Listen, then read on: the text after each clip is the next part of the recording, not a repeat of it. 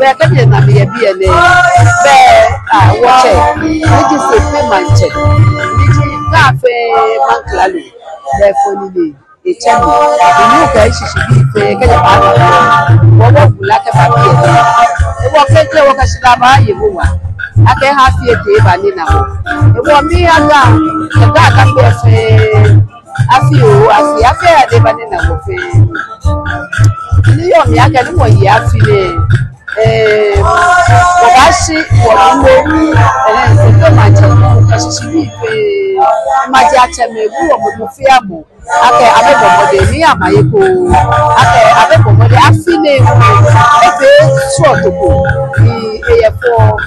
ni isomo wi eje won o de je ke ko na no pe o na ke e so to ko jo mo sun e ba mi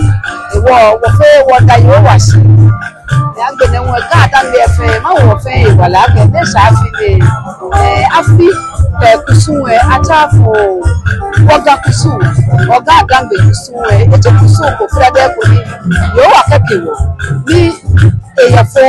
ni eyi eyan aka tani wo fe wo ti wo benke wo ni wo kusun e wo mo ni kusun e aye eyin efe bo ni eyin ni maba ga dangbe en fe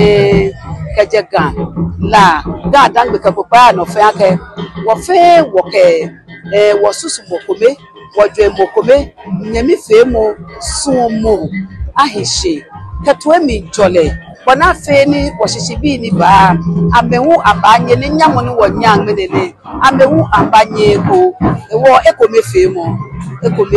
kesu mo ewo kunwe mi ha ga dange fe afi